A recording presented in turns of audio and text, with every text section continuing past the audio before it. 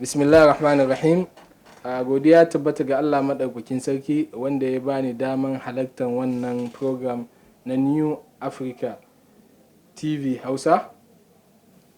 Da suka bani wannan dama in zo in yi tsokaci a wannan farin ciki namu na independence na Najeriya. Na farko ina mika godiya na ga wannan gidan TV mai albarka da suka bani dama don nima in zo in yi tsokaci akan wannan farin ciki da yake gudana ga ƙasarmu ta gado Najeriya. Yana daidai da wannan lokaci shine ƙasarmu Najeriya ta cika shekara 59 da samun mallakan kanta, wanda ake nufi da turanci ana kiran shi independence. Cewan lokacin da Najeriya aka ba ta dama ta iya rike kanta, ta samu gashin kanta, ta kuma aikatar da abubuwanta a yadda take so da kuma irin mulki da take so. Bacin ƙasan tana ƙarƙashin mulkin mallaka na turawa na shekaru masu dama kafin ta zo ta samu wannan daman. Na farko dai ina taya mutanen Najeriya ga baki ɗaya farin ciki da wannan murna da muke ciki, cewan ƙasanmu ta ci gaba zuwa wannan lokaci da muke ciki. Duk da cewan ci gaban da ƙasan take da shi yana da abubuwa da yawa wanda ya kamata a tattauna a kai. Kamar yadda tarihi ya nuna mana cewan ƙasan nan an mulke ta ne turawa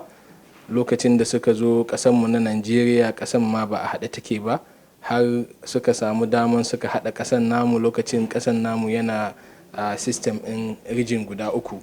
wanda akwai rijin na arewacin Najeriya da kudancin Najeriya da kuma ɗayan gefen Najeriya. Shine lokacin yana rijin guda uku, akwai northern Nigeria, akwai kuma southern Nigeria and eastern part of Nigeria. Lokacin ƙasan yana ƙarƙashin mulki na prime minister guda uku waɗanda su suke rike da wayannan ƙasan, da Saddauna da kuma can gefen kudanci da kuma ɗayan gefen shima. So har zuwa lokacin da Najeriya ta samu cin gashin kanta a 1960, lokacin da su Abubakar Tafawa Balewa suka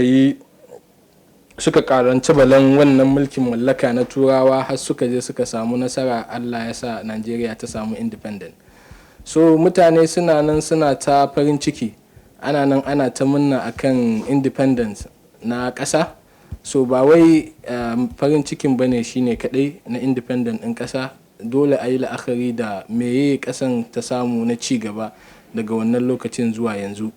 Shekara 59 ba abun wasa bane. So daga lokacin zuwa yanzu meye ƙasan ta yi recording na ci gaba, kuma meye irin feedback da aka samu, kuma meye irin abubuwa da ya kamata a gyara. In muka yi la'akari da waɗansu ƙasashe waɗanda suka samu independent kusan lokaci ɗaya da Najeriya, sai mu duba mu ga cewan meye level of development na ƙasanmu da kuma level of development na su waɗancan ƙasashe da muke kusan tafiya lokaci ɗaya da su. Mu ga cewan su wane ne suka fi recording ko suke da track record mai kyau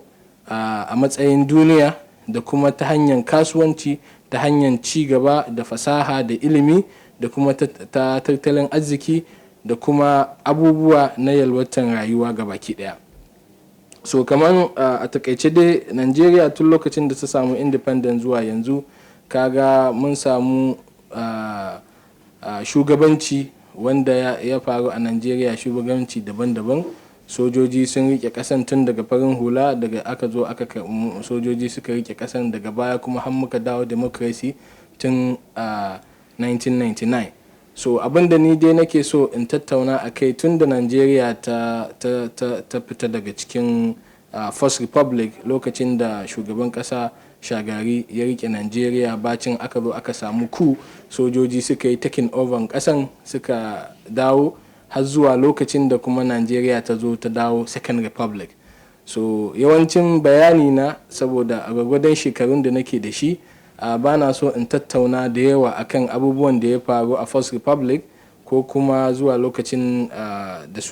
aka yi mulkin sojoji, duk da cewa tarihi ya nuna mana duk waɗannan abubuwan a kai. Zan je yi wani tsokaci tun daga aka samu second republic na Najeriya, shine tun lokacin da aka samu mulkin farin hula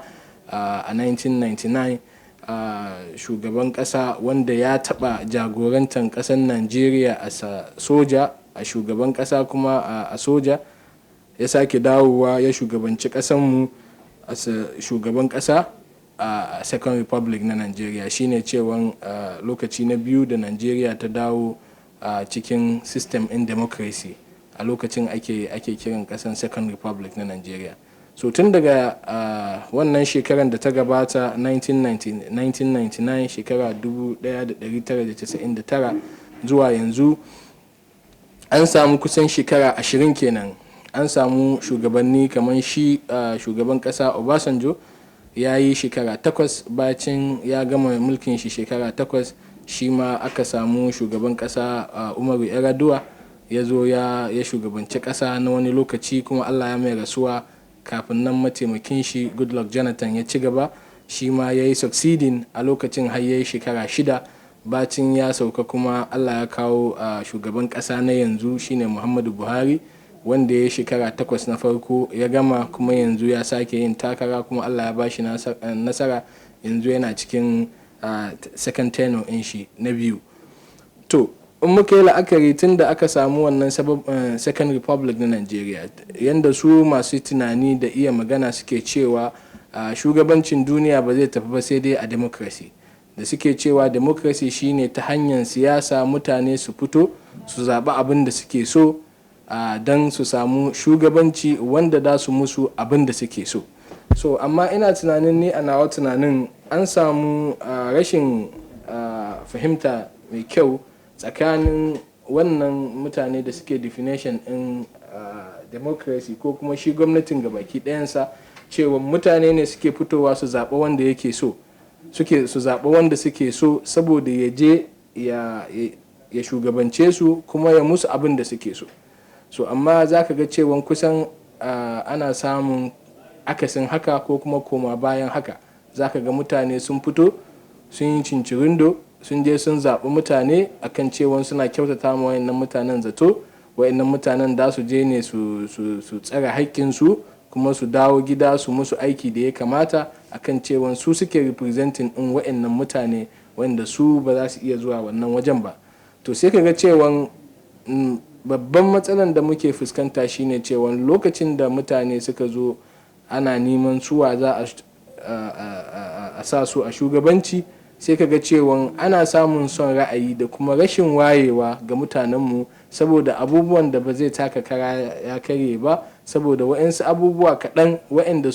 suke son mulkin nan za su iya ba mu mutane. Sai ka ga mutane sun mance cewa in muka zaɓa wannan mutumin, shi zai je ya zama shi yake representing mu a can, kuma duk abin da ya yi shi ne, in ya yi mai kyau zai dawo mana, in bai yi mai kyau ba ma shi ma zai dawo mana duk lokaci daya. So amma mutane sai su mance wajen tsayawa su darje su zaɓa wanda ya cancanta, ba don ko yana da dukiya ba don ko yana da wani dama ba, ko yana da wani alaka da mutane na musamman ba, amma sai a duba cancanta na fannin ilimi, cancanta na fannin shi wannan kudura da yake da shi da zai iya shugabancin mutane, kuma cancanta na kyautata mishi zaton cewa zai iya ma mutane adalci in Allah ya ba shi dama ya je wannan wajen,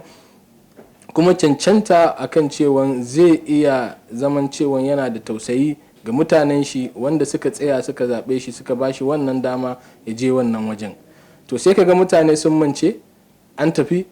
an je saboda wa'yansu abubuwa kaɗan da ake raba mutane, sai mutane su mance ga baki ɗaya su karɓa wannan abubuwan da bai taka kara ya kare ba, su ci su mance da shi a cikin awa 1 ko awa 2, ko kuma su kashe shi a cikin rana 1 ko rana 2, su zaɓa wannan mutanen da suka ba su kuɗi ko suka ba su wa'yansu abubuwa, kuma bayan haka sai su zaɓe su zama su ne shugabanninsu. Bacin lokacin da suka koma kuma suka tafi can saboda su je su wakilci mutane, sai su mance da abin da aka musu, saboda suna ganin cewa ai kudinsu ne, da kudinsu suka bayar aka zaɓe su, to su ma suna da haƙƙi su dawo da kudinsu, so ba su da daman ma su tsaya su ma mutane aikin da ya kamata. so sai ga cewa mutane sun mance da wannan abun, sun je suna ta shiririta. So sai ga cewa ina tunanin wannan shine matsala na farko wanda muke fuskanta a ƙasarmu na Najeriya. Mutanenmu muna buƙatan abin da ake kiran shi orientation, ba ma orientation din ba, muna buƙatan reorientation, cewa mutanenmu ya kamata a sake musu wani karatun tanutsu, su gane su waye suka cancanta za su je su shugabance su, kuma wa'insu mutane ya kamata su zaɓa, kuma wani dama ya kamata su ba mu wannan mutanen kafin su je su wakilce su. Sai ga cewa an aka yi haka za ka ga cewa an samu bambanci sosai,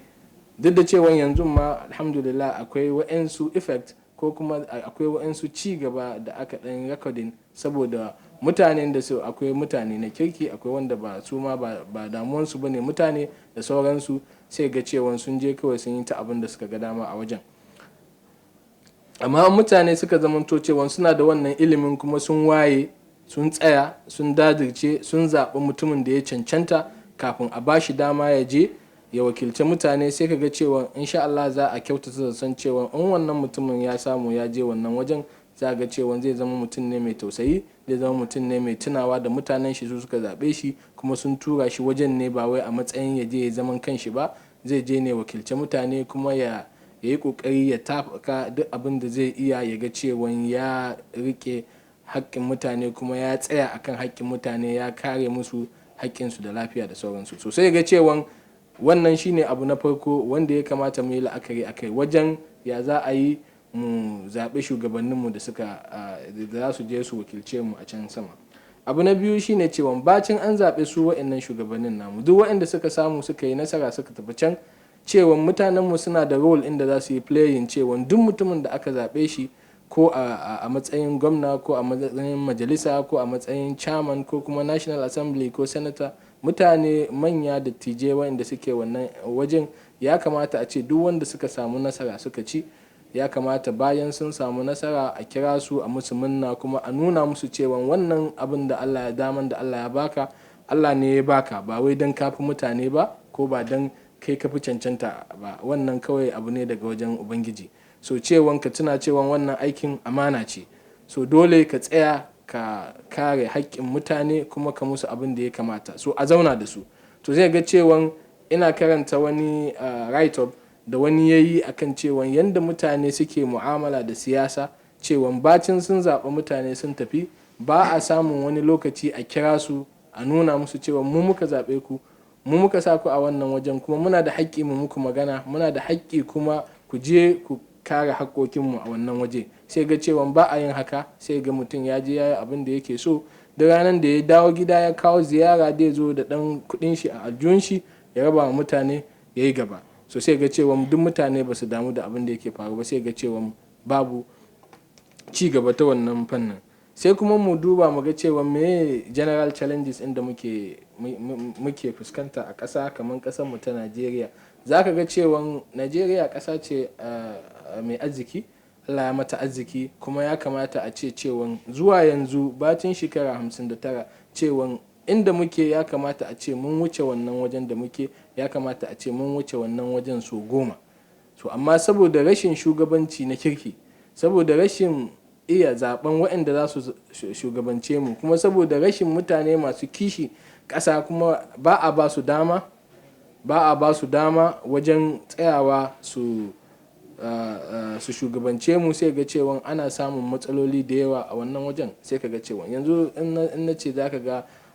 za mu iya magana, ka ga Najeriya da Malaysia, ka ga Najeriya da irin su Singapore, cewa kusan lokaci ɗaya Najeriya an ka duba na wani irin development, cewa Najeriya da Malaysia lokaci ɗaya suka samu kusan independence. Sai ga cewa in kai rating in development inda Najeriya suke da shi, kai rating da wannan ƙasan, sai ga cewa an bar mu baya. In ka duba ka ga irin su Singapore, Najeriya kamar ita ta raina Singapore, ita ta tsaya ma Singapore, ita ta yi ma Singapore faɗa, amma yau in ka ga Singapore yana daga cikin ƙasa wanda ya fi kowane ƙasa kyau a duniya. So cewa mu ina muke, ba mu da arzikin ne, ba mu da ma'adinai, ba mu da harkan kasuwanci, duk muna da shi, amma ina shugabancin namu yake, ina su mutane wani irin role su ma suke playing, da kuma cewa so za ga cewa duk ƙasashe da suka ci gaba akwai role da ake playing ta wajen fannin gwamnati, mai gwamnati za ta iya yi, mai mutane su ma za su iya yi, mai 'yan kasuwa za su iya yi, sai ga cewa duk an haɗu an kawo ci gaba na musamman. So daga ƙarshe dai ina taya mutanenmu na Najeriya farin ciki, kuma ina ba ma shugabanninmu shawara duk waɗanda Allah ya ba su dama suka je wannan wajen ya kamata su riƙe haƙƙin mutane kuma su tsaya su jajirce su taimaka wajen tabbatar da abubuwa da suka kamata na musamman wanda ake kiransu basic amenities, kamar fannin ilimi, kamar fannin lafiya, da fannin kasuwanci, da kuma fannin ci gaba na infrastructure, da kuma wa'insu fanninnuka na kimiyya da sauransu, saboda yara su ne manyan gobe. So duk lokacin da aka ce gwamnati ta tsaya ta yi investing ɗin kuɗi da yawa a fannin ilimi, to za ga cewa an samu, don in ka gina ɗan adam shikenan ka gina ƙasa. Amma duk lokacin da aka ce babu wannan human resource ɗin, ba a gina ɗan adam ba, sai ka ga cewa duk abin da aka sa an yi infrastructure, sai ga cewa waɗanda za su zo baya ba za su iya rike ƙasan ba, kuma ba za su iya ci gaba da abin da aka yi ba. To sai ga cewa ina ganin cewa basic line shine cewa ilimi shine first priority. Duk lokacin da gwamnati ta ba da first priority a ilimi, ta yi investing sosai a ilimi, ta yi investing sosai a human resource development, sai ga cewa ya kawo ci gaba ma ƙasa sosai. Sai abu na biyu kuma fannin lafiya, sai ga cewa ko ilimin in mutum bai da lafiya ba zai iya neman ilimin ba. To sai ga cewa yana daga cikin abin da shugabanninmu ya kamata su tsaya su duba akan cewa ya kamata a ce cewa da average mutum a ƙasa a Najeriya ya zama cewa yana da accessibility da duk abin da ya kamata ya samu na fannin lafiya. Zai iya zuwa asibiti, yana da kuɗi, bai da kuɗi, yana da insurance, yana da abin da ya dace, zai iya samun taimako daga gwamnati, daga asibituka, abin da yake so daidai bakin gwargwado, saboda su zauna da lafiya da sauransu.